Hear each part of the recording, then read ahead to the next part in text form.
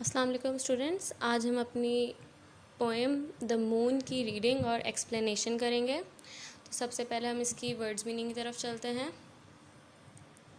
Cuddle, to hold somebody और something close for comfort and warmth. किसी भी शख्स को या किसी भी चीज़ को अपने करीब रखना ताकि उसे कंफर्ट, मतलब उसको आराम महसूस हो या और उसे गर्माहिश महसूस हो, उसे हम कहते हैं कि कडल करना है। मतलब कि कडल को उर्दू में कहते हैं बगलगीर होना या फिर गले लगाना। Quay, a platform that run along the edge of a port और harbour where boats are loaded. Quay क्या होता है? एक ऐसा प्लेटफॉर्म होता है जहाँ पे हमारे जो है पोर्ट का एज होता है या किसी हार्बर का एज होता है, यहाँ पे बोट जो है लोड की जाती हैं। क्वे को हम उर्दू में कहते हैं किनारा या कश्ती के लिए किनारा, या फिर हम उसे अपना स्क्वेलिंग, मेकिंग अ नॉइजी डिस्टर्बेंस। स्क्वेलिंग मतलब कि किसी भी चीज़ में लाइक शोर करना या फिर एक बहुत अजीब सी शोर करने वाली आवाज़ जो आपके कानों में चुभे, या जर्किंग सी नॉइज़, या न्यूसेंस भी हम इसे एक वर्ड कह सकते हैं। इसे हम कहते हैं स्क्वेलिंग। अब हम इसकी रीडिंग की तरफ चलते। The moon has a face like the clock in the hall. Moon का एक ऐसा चेहरा है जैसे कि हमारे जो हॉल है उसमें एक क्लॉक है। She shines on thieves on the garden wall. वो जो है चोरों पे चमकती है जो कि गार्डन वॉल के ऊपर आते हैं या पास आते हैं। On streets and fields and harbour quays. जो और ये जो है स्ट्रीट्स पे मतलब कि हमारे पास गलियों में, फील्ड्स मतलब कि हमारे पास खेतों में, और हार्बर अभी हमने ऊपर पढ़ा जहाँ पे हमारे पास समंदर का ऐसा किनारा जहाँ पर बोट्स आती है। यहाँ पे हम उसे वहाँ पे लोड करते हो बोट्स, यहाँ पे हम वहाँ उससे सैर करते हो। उसे हम एक जगह, एक और नाम क्या कहते हैं हार्बर को उर्दू में? बंदरगाह। या फिर हम कह सकते हैं कि हार्बर का मतलब कि जहाँ पर हमारा सारा बंदरगाह हो, यहाँ से सारा सामान लोड होता हो और क्या कहते हैं वहाँ से हमारी शिप्स जाती हों। And birdies asleep in the forks of tree. और जो सारी बर्ड्स है, बर्डीज़ यहाँ पे बर्ड्स को कहा गया है, चिड़ियाओं को कहा गया है, जो है सो रही होती है ट्रीज़ की ब्रांचेस पे। The squealing cat and the squeaking mouse. शोर मचाती हुई बिल्ली और स्क्वीकिंग माउस, मतलब कि माउस जो अपनी आवाज़ निकालता है ना, उससे हम कहते हैं कि वो माउस जो है स्क्वीक कर रहा है, तो उसे हम कहेंगे कि वो जो माउस अपनी आवाज़ निकाल रहा है उसे हम कहते हैं squeaking. Okay. The howling dog by the door of the house. और हमारा जो कुत्ता जो है, जब हाउल करना होता है हमारे पास, चीख कर रोना, जो हमारे एनिमल्स रोते हैं उसे हम कहते हैं कि वो हाउल कर रहे हैं। तो इसमें हम क्या इस लाइन का क्या मतलब है? The howling dog by the door of the house. जो कुत्ता रो रहा होता है हमारे घर के दरवाजे के पास। The bed that lies in the bat that lies in the bed at noon. और वो बैट मतलब कि हमारे पास चमगादड़ है जो कि हमारे शाम के वक्त हमारे बेड पर आकर लेटता है। All love to be out by the light of the moon. और ये सारा प्यार चला जाता है टू बी आउट, और ये सारा प्यार आ जाता है हमारे पास जैसे हमारे पास लाइट ऑफ द मून आती है, मतलब कि हमारे पास चांद की रोशनी आती है। But all the things that belong to the day, but वो सारी चीज़ें जो हमारे पास दिन से बिलोंग करती है, cuddle to sleep to be out of her way. But वो जो हमारे पास सोने की गर्माहिश और आराम है वो हमारे पास कहीं भी नहीं वो हमें कहीं भी नहीं मिल सकता। And flowers and children close there eyes. और जो फूल है और जो हमारे पास हमारे बच्चे होते हैं वो जो अपनी आंखें बंद कर लेते हैं। Till up in the morning the sun shall rise. क्योंकि जब कब तक आंखें बंद कर लेते हैं अपनी, मतलब कि आंखें बंद करना यहाँ पे क्लोज देयर आइज मतलब कि सो जाना। तो यहाँ है कि till up in the morning sun shall rise, जब तक सुबह ना हो जाए और सूरज ना निकल आए। तो रॉबर्ट लुइस स्टीवेंसन, ये जो है पोएम हमारे पास रॉबर्ट लुइस स्टीवेंसन ने लिखी है। इसके पोएट हमारे पास रॉबर्ट लुइस स्टीवेंसन है जी। तो इस पूरी पोएम के अंदर हमें क्या बताया है? इन्होंने हमें एक चांदनी रात का मंजर बताया है कि भाई चांद जब हमारे पास आता है तो हमारा चांद ऐसा लगता है जैसे कि ये एक क्लॉक हमारे वॉल जैसे हॉल पे लगी होती है ये।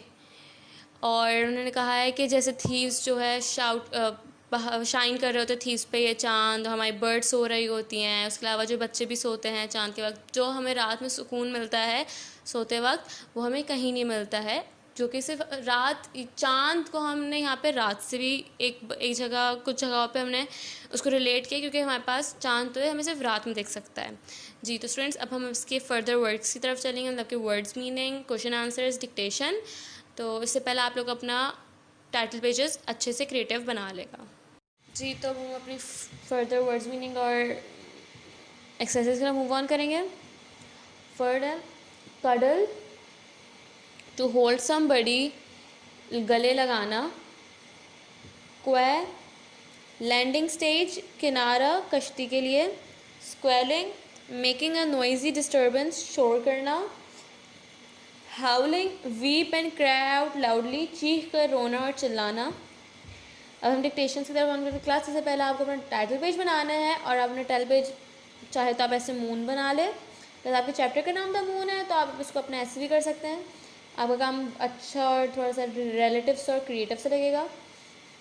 और उसके अलावा जो है आपको अपना टाइटल पेज अच्छे से बनाना है। अपने डिक्टेशन जो मैं आपको यहाँ पे पढ़ूंगी, आपको इसको अपनी कॉपी में नोट डाउन करना है, कैसे आपके अपने क्वेश्चन आंसर पेपर्स में इंक्लूड होंगे। उससे पहले आपको अपने वर्ड्स मीनिंग को ऐसे ही नोट डाउन करना जैसे मैंने किया, मतलब कि words meaning and then Urdu meaning. जी तो अब हम अपने डिक्टेशन से मूव ऑन करेंगे। फर्स्ट है thieves, harbour, birdies, forks, squealing, squeaking, howling, belong. अब हम अपने क्वेश्चन आंसर से मूव ऑन करेंगे। जी तो हमारा पहला, हम क्वेश्चन आंसर से मूव ऑन कर चुके हैं। तो हमारा सबसे पहला क्वेश्चन है what is moon's face compare to. Moon का जो चेहरा है वो किससे कंपेयर किया गया है। So the moon face is compare to a clock face. मैंने यहाँ क्लॉक फेस लिख दिया, आप चाहे तो इसको क्लॉक फेस लिख दिया, फिर आप अपना आंसर पूरा ऐसे भी कर सकते हैं। The moon face is compare to, ऐसे the moon face is compared to, और फिर आप ये लिख दे द क्लॉक फेस। आप ऐसे भी लिख सकते हैं, आप ऐसे भी लिख सकते हैं, आपका आंसर सेम ही है। जी what are the various things that the moon shines on at night. वो ऐसी क्या क्या चीज़ें हैं, वेरियस मतलब क्या क्या चीज़ें हैं जो कि मून जो है रात में चमकता है। तो हमारा क्या है, thieves, street, fields, harbour, quays, bird sleeping in the trees and animals like cat, dog, bat, mouse. तो उन्होंने क्या किया, चोरों पर, सड़कों पर या गलियों में, खेतों पे, हमारे जो बंदरगाहों पर जो चिड़ियाएँ सो रही होती हैं हमारे पास पेड़ों पे, उन पे, और जो जानवर है हमारे पास जैसे कि कुत्ता, बिल्ली और चमगादड़ और चूहा। हमारा क्वेश्चन नंबर सी है which creatures love to be out at night. वो कौन से क्रिएचर्स हैं जिन्हें रात में बाहर निकलने में बहुत अच्छा लगता है, उनको पसंद है, वो करते हैं। तो आंसर हमारे पास the cat, the mouse, the dog and the bat. जो कैट है, माउस है और बैट मतलब कि बिल्ली, चूहा, कुत्ता और चमगादड़। डी क्वेश्चन हमारे पास what do the things that belong to the day do at night. वो ऐसी क्या चीज़ें हैं जो दिन को बिलोंग करते हैं पर हम रात में भी करते हैं। हम जो है they cuddle to sleep, they nestle together और in a comfortable place and go to sleep. वो जो है रात में एक दूसरे को गले लगते हैं, वो एक दूसरे के साथ सुकून से लेटते हैं और फिर वो कंफर्टेबल प्लेस मतलब कि वो सुकून से लेटते हैं, एक बहुत आरामदायक जगह पर वो सोने चले जाते हैं। जी तो हम अपनी नेक्स्ट एक्सरसाइज की तरफ मूव ऑन करेंगे। जी तो हम अपनी फर्दर एक्सरसाइज की तरफ मूव ऑन कर चुके हैं। तो पहले हम अपने जो है एक्सरसाइज नंबर बी का क्वेश्चन नंबर 1 पढ़ेंगे, उसके बाद क्वेश्चन नंबर 2 करेंगे क्योंकि ये दोनों एक दूसरे से इंटरलिंक्ड हैं। तो सबसे पहले read this expression and talk about them, when do we use them. ये जो एक्सप्रेशंस हैं, ठीक है, तो when do we use them, हम इसे कब इस्तेमाल करते हैं। A better late than never, देर से करना सही है इस बेहतर से कि आप करो ही ना वो, ठीक है। Never do things by half, कोई भी ऐसा काम आप अधूरा ना छोड़ो। Many hands make work light, आप जो है अगर ज़्यादा लोग आपके पास मदद के हो तो आपको उससे काम जल्दी और हल्का हो जाता है, आपके ऊपर प्रेशर नहीं होता। स्टेशन टाइम सेव्स नाइन, आपके पास जो क्या कहते हैं, अगर आप कोई भी चीज़ को बचा लेंगे, अगर किसी भी चीज़ को फिक्स कर लेंगे तो उसके बाद आपको आगे उससे मदद होती है, आपको उससे आगे आपका टाइम बहुत ज़्यादा सेफ हो जाता है। Too many cooks spoil the broth, बहुत सारे अगर कुक्स मिल जाते हैं कि यहाँ पे ये फ्रेज़ है कि मगर ये है कि अगर बहुत सारे लोग एक ही चीज़ पर अपना दिमाग लगाने लग जाएंगे और अपनी अक्लमंदी ज़ाहिर करेंगे तो उससे क्या होता है कि वो चीज़ ख़राब हो जाती है। जी, तो हम अपने क्वेश्चन नंबर 2 की तरफ बढ़ते हैं। इसका है here are some meanings, here are some meaning match the proverbs above with them meaning below. तो हमारा सबसे पहले है if you repair something as soon as it gets bad it will save time later on. मतलब कि अगर आप कोई भी चीज़ अपनी बचा लेते हैं तो आपका वो टाइम आगे सेव कर लेती है। तो इसका क्या हो जाएगा, मैं यहाँ पे आपके साथ साथ आंसर्स लिख रही हूँ, आप भी अपने कॉपी में नोट डाउन कर लेगा, आप उसको अच्छे से करेगा, मैं आपके यहाँ पे डायरेक्टली कर रही हूँ। तो अगर हम इसका आंसर आगे क्या हो जाएगा, अ स्टिच इन टाइम सेव्स 9। हमारे पास बी है, आप लोग को यहाँ पे क्लियरली दिख रहा होगा। हमारे पास बी है it's better to come to something late than not at all. अगर हमारे पास अच्छा है कि आप किसी भी चीज़ पे लेट हो जाए, इस या लाइक बेहतर है कि आप लेट हो जाओ बट आप वो बहुत बुरा हो जाएगा अगर आप वो काम करोगे नहीं। तो क्या हो जाएगा आपका ये बेटर लेट देन नेवर। अब सी हो जाएगा हमारे पास if you have a lot of people to help you work gets quickly done.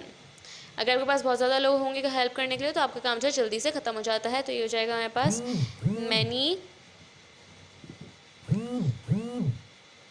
Many hands make light work. D हमारे पास हो जाएगा if too many people help the work may not be done well. अगर बहुत ज़्यादा लोग मदद करते हैं तो हो सकता है काम आपके पास अच्छे से ना हो। तो क्या हो जाएगा too many cooks spoil the broth। ये हो जाएगा try to finish every part of a job. आप कोशिश किया करो कि आप अपना सारा काम कंप्लीट करो। तो ये हो जाएगा never do things by half.